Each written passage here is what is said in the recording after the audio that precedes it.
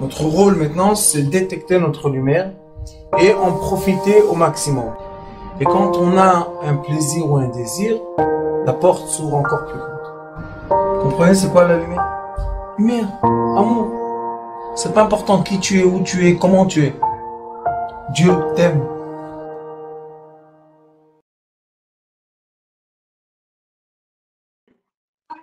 ובזה תבין גם כן דברים מטמיעים שאמרו רבותינו זיכרונם לברכה בעניין המידות.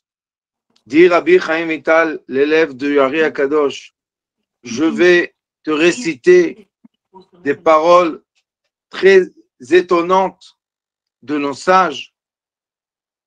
Quelle est la valeur des midot, des comportements de l'être humain? Quelle est la valeur du comportement de l'être humain? C'est une chose que nos sages nous ont dit, que nos sages nous ont enseigné. Et ils récitent Ki anava veshiflut mavi'in l'eder ruach hakodesh veshora alav shchina, que quand une personne est humble, anava, quand elle est humble, pudique, veshiflut, quand une personne se rabaisse, pas qu'on la rabaisse, qu'elle-même, elle sait s'effacer, mavi'in l'eder ruach hakodesh, ça peut emmener à une personne à avoir l'esprit pur, l'esprit saint. Veshora alav shrina.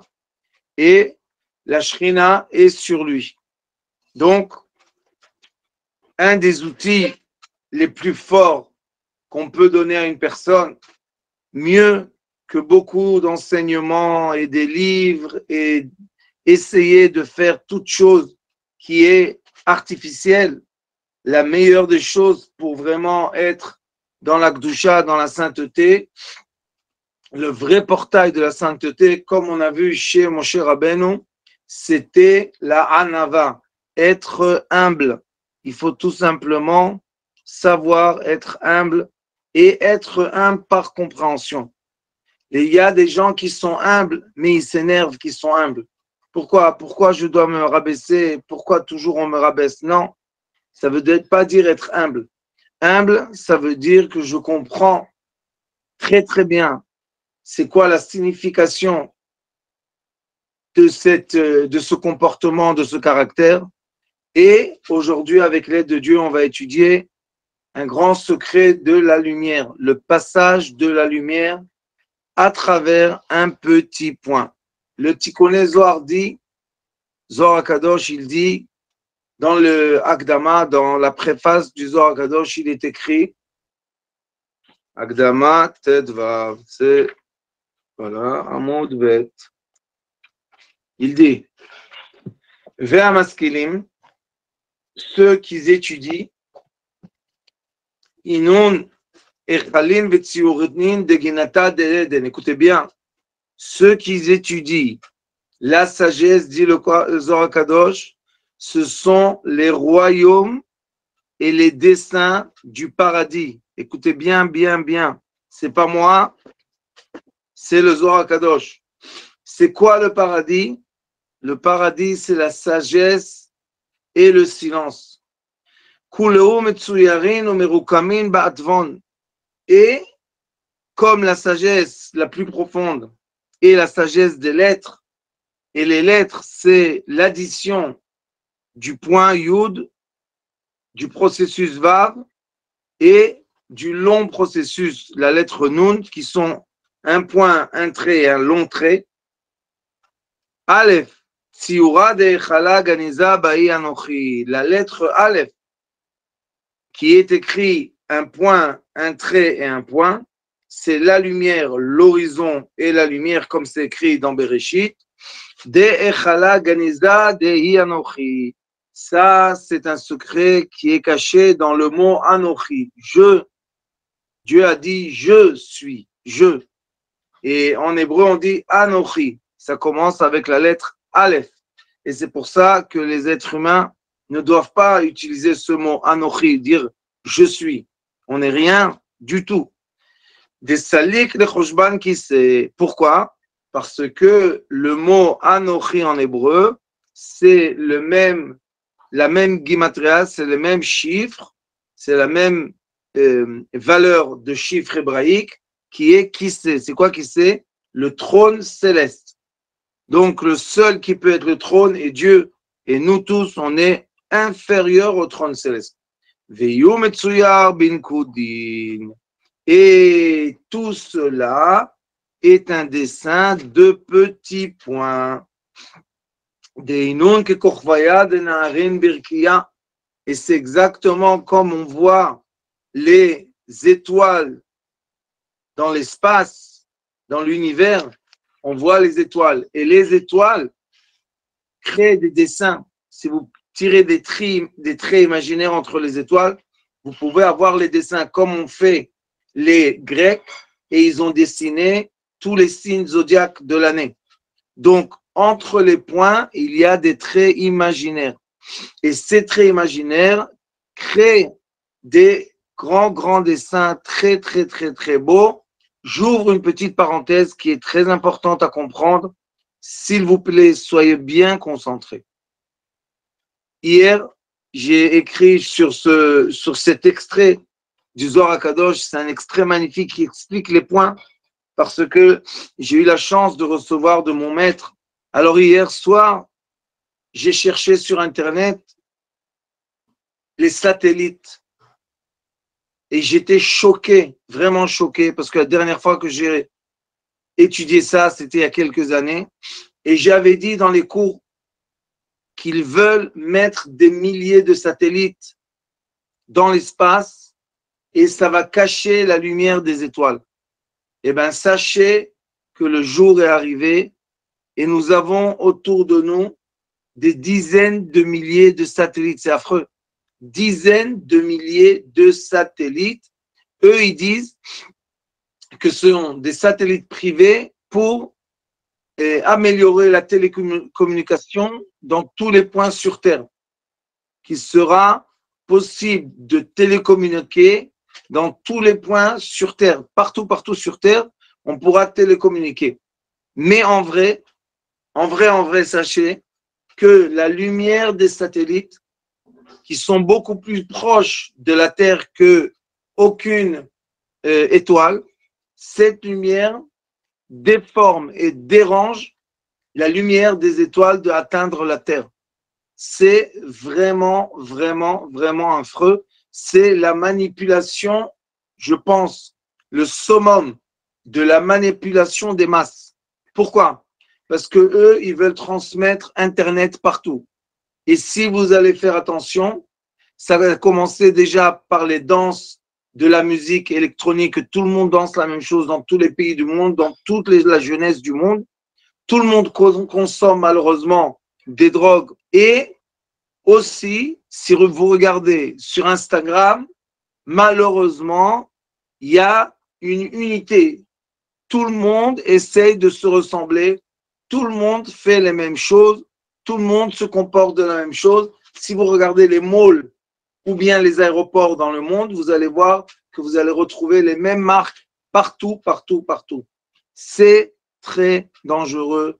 On perd l'identité des tribus, l'identité des peuples. Nous sommes 70 peuples, on n'est pas un peuple. Et on perd vraiment les identités, les propres identités, par la télécommunication qui envahit le terre par force. Ça, c'est un problème que les êtres humains commencent à vraiment tous devenir un peuple, mais qui n'est pas uni par la bonne raison, malheureusement. Et je ne veux pas vous dire, mais vous savez tous que les jeunes filles et les jeunes garçons sur Instagram gagnent beaucoup d'argent, beaucoup plus que nous, les gens qui travaillent, beaucoup plus que leurs parents. Et ils gagnent cet argent. On n'aurait pas voulu ça pour nos enfants. Et je vous conseille que si vous avez des adolescents sur Instagram, n'allez pas voir ce qu'ils affichent dessus. Vous allez être très déçus, très déçus. Et on ne va pas comprendre qu'est-ce qui se passe. Qui éduque nos enfants à devenir comme ça? Très simple. Télécommunication, obligé par les études et d'autres choses, obligé pour la banque, obligé pour les soins médicaux, obligé. Et malheureusement, quand on ouvre, on commence à surfer sur toutes sortes de choses et le mauvais penchant de l'être humain n'a jamais changé. Baruch Hashem, il va toujours nous diriger vers la sexualité, vers l'argent, vers comment dire, l'idolâtrie, idolâtrer des gens.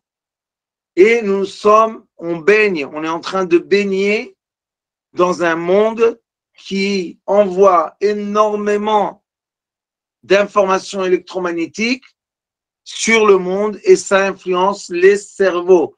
Ce que je vous dis, vous allez voir, après ils vont faire des recherches et ils vont dire oh là là là là, les rayons de la télécommunication des satellites, ça influence la tête des gens, ça influence le comportement, ça influence l'éducation. Oui, qui est à la tête?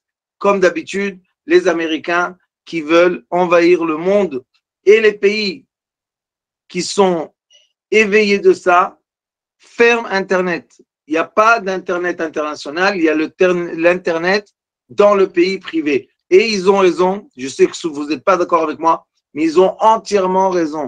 La liberté, ce qu'on appelle la liberté, nous envoie, nous emmène, nous dirige vers une catastrophe de l'humanité. Et regardez, moins de gens qui sont sous l'influence d'Internet ne se marient pas. Les gens se marient de moins en moins. Il n'y a pas d'enfants qui naissent. Il y a des pays que nous avons, ça s'appelle la naissance négative. Il y a plus de gens qui meurent que d'enfants qui naissent. Et tout ça, c'est dû à cette télécommunication gratuite dans la main de chacun de nous. Et pourquoi je vous raconte ça? Parce que ceux qui étudient la lumière, ce sont les étoiles qui essayent de briller. C'est difficile aujourd'hui de briller vraiment, de refléter la lumière qui est au-delà de cette couche de dizaines de milliers de satellites. J'étais hier complètement choqué quand j'ai étudié ça. J'ai regardé encore un site, encore un site, encore un site. C'est incroyable. Est-ce que l'humanité a voté pour qu'il y ait autant de satellites au-dessus de notre tête qui influencent de façon directe, sachez, l'agriculture, qui influencent le comportement des poissons, de la volaille et des animaux, et qui influencent, le pire des pires, la clim.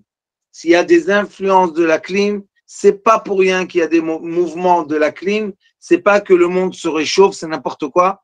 Tout simplement, il y a des nouvelles informations que normalement, naturellement, descendaient, atteint la Terre par les étoiles.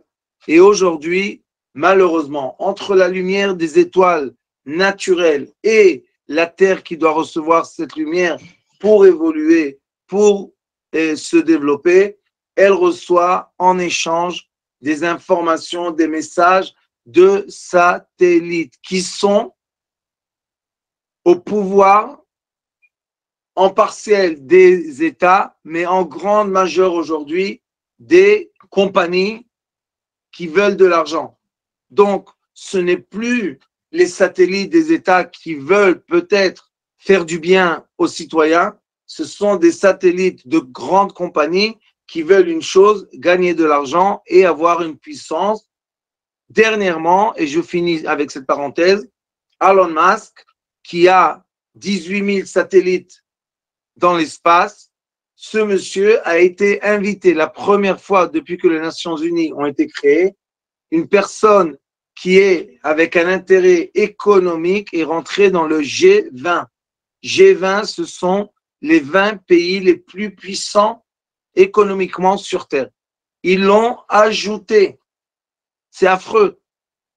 Une personne qui n'a pas été élue, une personne qui est arrivée à sa richesse, je suis très heureux pour lui, mais comment une telle personne peut intervenir et influencer les décisions des gouvernements que on pense, grande parenthèse, qu'on pense qui ont été élus de façon démocratique. Je ferme la parenthèse pour qu'on continue à comprendre ce qu'il est écrit ici. Des Inoun, les points, une partie de vous m'ont vu dessiner des points dans les kamés que je fais, et toujours je dis, allez lire les points. Mais ces points-là, je ne les ai pas inventés. Je vais vous montrer quelque chose de magnifique. Ces points-là, c'est un bel héritage que j'ai reçu de mon maître. Regardez les kamés qu'il écrivait. Qu'est-ce qu'on retrouve? Des points. Et il me posait la question toujours. Il m'a demandé si je veux savoir écrire ses kamés à lui. Et je lui ai dit que non. Pourquoi? Parce que je ne veux pas écrire des noms d'anges et des choses comme ça.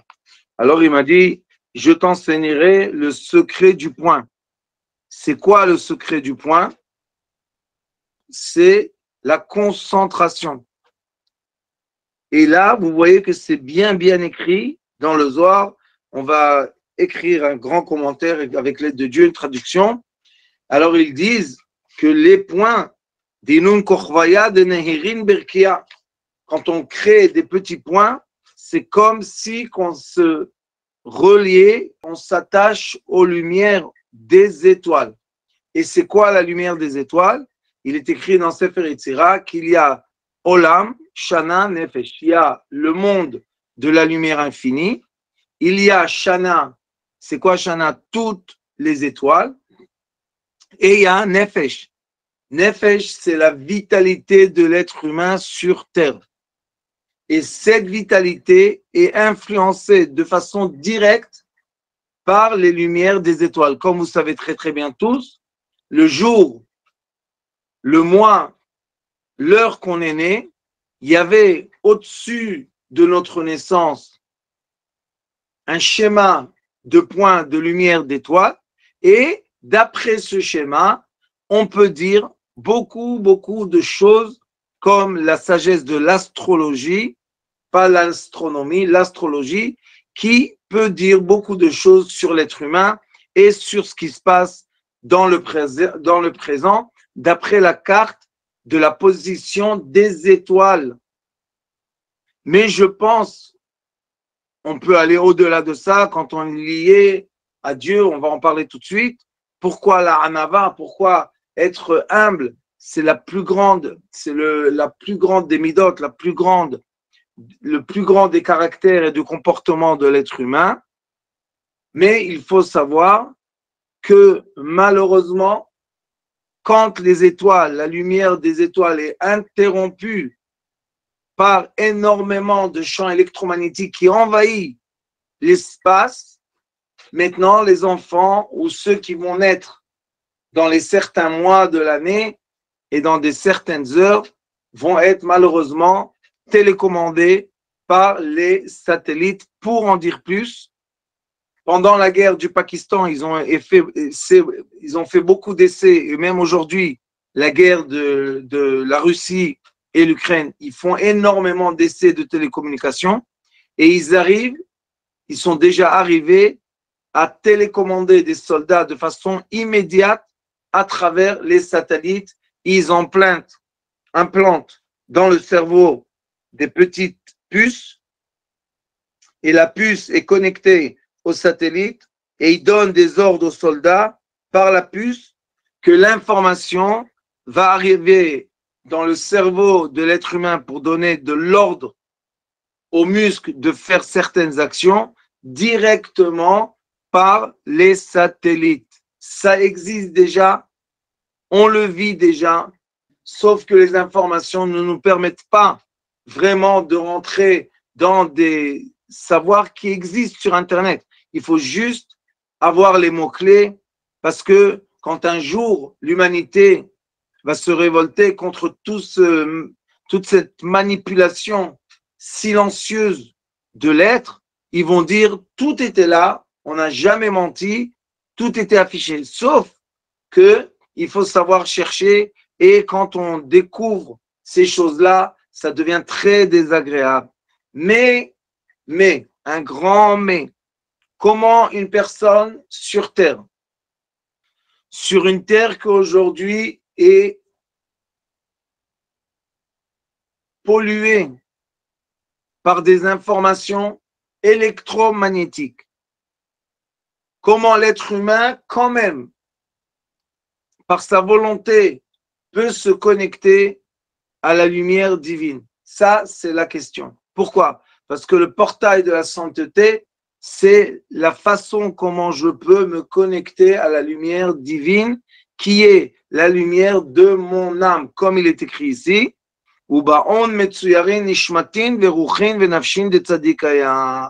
Dans ces lumières qui viennent des étoiles, que malheureusement aujourd'hui manipulées et polluées par les satellites, est-ce que je peux atteindre ma lumière, atteindre mon âme? Et la réponse est très très simple. Je dois être un petit point. Une personne doit être capable de vraiment rentrer, être humble, vraiment humble. C'est quoi être humble? Moi, par moi-même, j'ai le choix, j'ai le libre arbitre, comme avait Moïse, mon cher Rabbeinu, j'ai le libre arbitre de ne pas me fâcher, de ne pas m'énerver, de ne pas rentrer dans des disputes inutiles avec ceux qui sont autour de moi, de garder mon silence, de garder le sang-froid. Je sais que c'est un travail. Je sais que c'est un grand travail. Mais quand même, la plus belle des midot qui est écrite dans la Torah, que a reçu Moshe Rabbeinu, c'est la Anava, le Bitoul. Qu'est-ce qu'a fait Moshe Rabbeinu? Regardez, chaque fois qu'il y a eu la rigueur céleste sur le peuple d'Israël, qu'est-ce qu'il a fait Moshe Rabbeinu? Vaipol al-Panav. Moshe Rabbeinu et son frère Aaron tombaient sur leur visage. Ils faisaient quoi? Ils devenaient rien. Et c'est pour ça qu'on dit dans la Torah, quand il y a eu une dispute avec eux, ils ont dit, on est quoi? On est quoi? Qu'est-ce que vous voulez? On n'est rien. Comment Moshe Rabbeinu, son visage avait de la lumière, il devait mettre un voile sur son visage parce que les gens n'étaient pas capables de supporter sa lumière. Comment lui, il dit qu'il est rien? Eh bien, c'est exactement la clé du coffre. Tu veux être illuminé, tu veux avoir de la lumière sur ton visage, sur ton front, élimine-toi, efface-toi.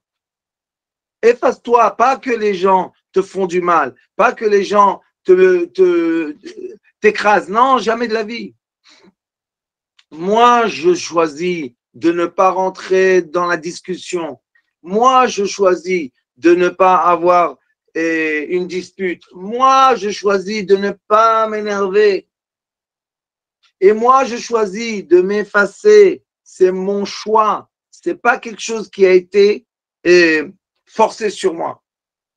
Et malheureusement, quand on commence à rentrer dans la compétition, la jeunesse, nous, on a un certain âge, on peut pas comprendre ce qui se passe parce que notre cerveau n'a pas été formaté par les réseaux sociaux. Mais aujourd'hui, on vous dit, les réseaux sociaux ont dit, les réseaux sociaux ont fait, les réseaux sociaux. C'est le nouveau roi, c'est le nouveau Dieu, malheureusement. Et qu'est-ce qu'on voit? La compétition de vouloir ressembler à des vedettes. Et à la fin, tout le monde se ressemble, tout le monde pense qu'il est uni et on commence à se déformer pour être comme. Ça s'appelle, sachez, le plus grand démon qui existe dans tous les royaumes de l'idolâtrie s'appelle Domé. Domé en hébreu, ça veut dire ressembler. Et c'est aussi la lettre moda, la mode. Et quelle est la seule façon qu'on peut dépasser ce démon? Seulement avec ce qu'on appelle Mida. C'est quoi Mida? Mida, c'est notre caractère, les Midot. Et Mida et Modé, la différence, c'est la lettre Yud et la lettre Vav. La lettre Vav représente malheureusement l'orgueil et la lettre Yud représente l'humilité. C'est ça la différence qu'il y a entre la lettre Vav, Modé, et la lettre Yud, qui est Mida. Ça veut dire que on est capable de prendre sur nous des comportements valables, comme il est écrit dans ce livre précieux, Sha'ar Kedusha, et quand on va appliquer ce qu'on étudie dans les cours, Baruch Hashem, vous allez voir, il n'y a rien à faire. On devient des êtres libres et on n'est plus influencé par la radioactivité et la télécommunication qui envahit, malheureusement, ça envahit les êtres humains, les animaux, les plantes et les minéraux. Alors il dit Ki'anava va shiflut, parce que l'humilité et être effacé, mais vi'in li de Ruach HaKodesh. Ça emmène la personne à avoir l'Esprit Saint. Veshora alav Shechina, et il a la chance que la présence divine habite sur lui. V'amar Eliyahu Zachor Letov. Écoutez bien, Eliyahu Hanavi qui se dévoile pas seulement au peuple juif, mais qui se dévoile dans le monde entier. Eliyahu Hanavi a dit En Torah mitpareshet ela bemi she'eno kabdan.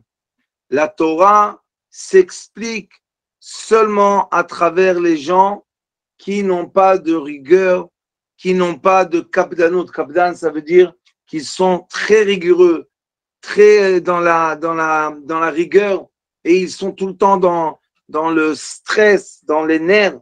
Non. Afani eni nigla ela lemi she'eno kabdan. Et moi aussi, je me dévoile, Eliyahu Hanavi se dévoile à ceux qui ne sont pas rigoureux. Ça veut dire quoi, ne pas être rigoureux?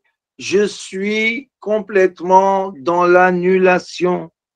J'ai aucune colère avec aucune personne sur terre. Et comme je fais dans les séminaires, Baruch Hashem, on sera en France entre le 8 et le 11 janvier, avec l'aide de Dieu, Blineder. Et quand on fait les séminaires, on travaille ce point, devenir le point zéro. C'est un travail, c'est une éducation, c'est un savoir, Moudaout. Ça dépend de la conscience dans laquelle l'être humain se situe. Il peut tellement s'effacer que quand il devient tout petit point, il reçoit la grande lumière. Et c'est pas une histoire, et c'est pas une anecdote, et c'est pas un rêve que je rêve pour moi-même, c'est beaucoup de centaines d'élèves qu'on a eu jusqu'aujourd'hui, et beaucoup de gens qu'on a guéris comme ça, avec ce point zéro, être capable, il y a un processus entier qui nous emmène à la capacité de devenir un petit point, devenir nous-mêmes, personne ne nous oblige, on est seul dans la chambre, devenir un tout petit point, et tout d'un coup, la grande lumière s'expose, et Baruch Hashem, on est serein, on est heureux, on n'a besoin de rien sur terre, on n'est plus manipulé par aucune envie. Et là, ça veut dire qu'on a eu la chance de s'élever notre conscience et arriver à ce qu'on appelle la vitalité de l'esprit. C'est une grande chance, c'est un grand cadeau, c'est une chose merveilleuse. Ceux qui ont eu la chance de profiter de ça, de vivre ces moments exceptionnels, savent que c'est comme ça et c'est pas d'autre façon. Tous ceux qui cherchent les lumières en étant dans l'orgueil, en étant dans la compétition, en étant dans les forces, il dit, dans la préface on a étudié, il a dit or, eux ils ont cherché la lumière, Matsu Choshech, les pauvres, ils ont trouvé l'obscurité. Et ça c'est valable aussi pour ceux qui étudient toutes sortes de sagesse et ils ne comprennent pas. On ne peut pas prendre la lumière. C'est impossible de prendre. Il n'y a pas la kachat. On peut recevoir les kabel, on peut recevoir la lumière, Baruch Hashem. Alors il dit ici, et comme on dit nos sages, mitam, qui est celui qui va hériter le monde prochain, mais n'oubliez pas qu'il est écrit aussi dans le Talmud, tu peux profiter du monde prochain dans ton vécu, dans ta vie. Comment? Explique ça Rabbi Shimon Bar Yochai dans le Zohar HaKadosh, à la fin du Zohar HaKadosh, Parashat Nasa, il est écrit là-bas, dans la Hidra Zuta, c'est les dernières paroles de Rabbi Shimon Bar Yochai, avant qu'il finisse sa vie, qu'il soit décédé. Rabbi Shimon Bar Yochai a enseigné à un petit groupe de ses élèves un enseignement qui a été écrit.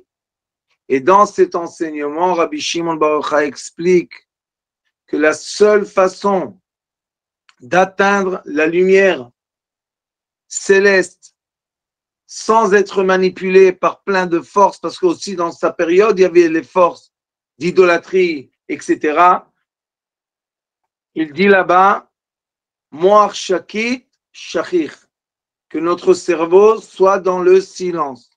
Et quand on étudie la science du cerveau, et on voit que le cerveau travaille avec 5 fréquences, il y a une fréquence qui s'appelle epsilon, qui est être dans moins de 0,4 Hertz. Il faut vraiment descendre dans un silence très, très, très, très, très profond, que nous on appelle atteindre le point zéro, qui est quand on est vraiment, vraiment, vraiment dans une fréquence très, très, très, très basse. Et là, Baruch Hashem, après qu'on a fait un bon travail de descente, on peut lever la tête et notre cerveau est illuminé de lumière. C'est écrit dans le Talmud. Kol sheu shafal berech va'anavtan vekael rabot. Dit le Talmud, qui est celui qui peut hériter la lumière du monde prochain? Kol sheu shafal berech va'anavtan. C'est les personnes qui sont shafal berech, ils sont sur leurs genoux et qui sont humble, anava, humble, vekaele rabot, et encore beaucoup d'endroits il est écrit. Lo zachru ben kiyum mitzvot, el amidot tovot.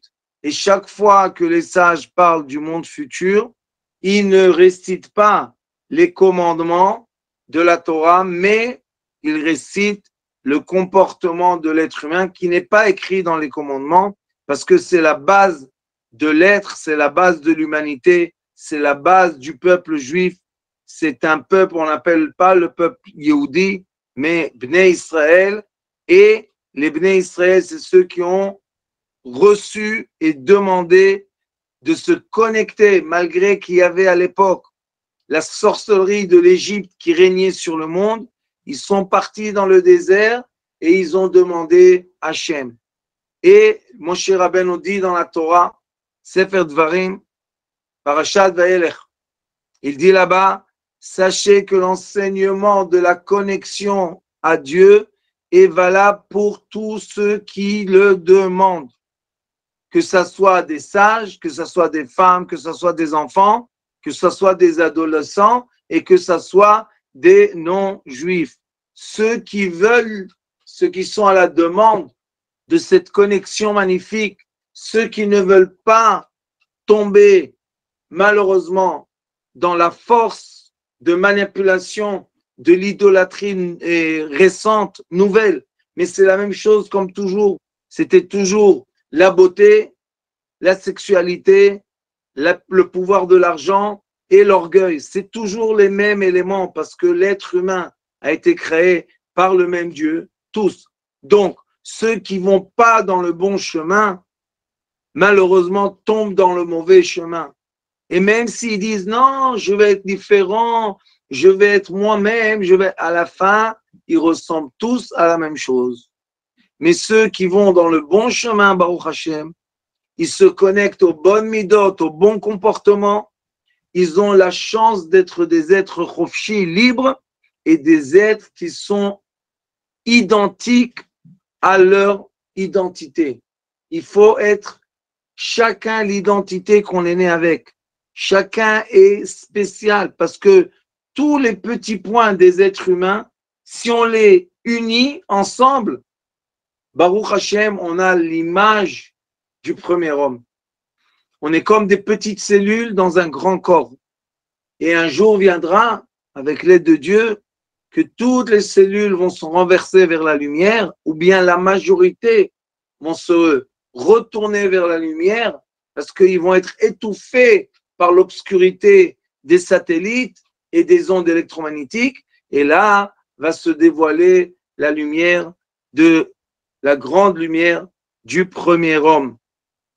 Alors il dit, Vesim einecha dvarim elu. Et mets dans tes yeux, dans ton regard, ceux qui ont étudié avec moi cette semaine, le sens de la vue, comprennent ce qu'il est écrit ici. Sim beinecha, mets dans ta vision, dvarim elu, ces choses-là, vetatzliach drachecha belisafek. Et tu vas réussir ton chemin sans aucun doute. Parce que les pauvres, ceux qui tombent, je vous dis, c'est un piège, ceux qui sont dans le piège de la télécommunication moderne, ils ne font pas leur chemin. Ils font un chemin qui est dicté, qui est obligé par les grandes puissances. Mais ce n'est pas leur chemin, ce n'est plus leur identité. Ils ne ressemblent plus à eux-mêmes, ils ressemblent à une image qui est une image globale. Donc, j'espère que le message de ce cours a bien passé. J'espère que Lionel va vous donner le lien de ce cours. Si tu peux me donner aussi, Lionel, on sera très content de diffuser chez tous nos amis, chez tous les gens qu'on connaît, pour prévenir les gens que les petits points qu'on voit dans le ciel et qu'on peut dire aujourd'hui, ça c'est un satellite, ça c'est pas un satellite, mais il y en a des dizaines de milliers, donc on ne voit pas avec les yeux des dizaines de milliers de petits points, mais sachez, rentrez sur Internet, regardez, tout est là, il ne cache pas, mais sauf nous, on n'a pas le temps, parce que toute la journée, les informations, le travail, l'esclavage, on n'a pas le temps de voir ce qui se passe au-delà de notre tête. Mais prenez le temps, regardez les choses, vous allez être étonné et à la fois écœuré qu'il y a une telle manipulation sur les êtres humains. Et sachez que pendant l'épidémie moderne qui date de déjà 3 ans, à ce moment-là, quand les gens étaient fermés dans leur maison, à ce moment-là, ils ont envoyé dans le ciel des dizaines de milliers de satellites.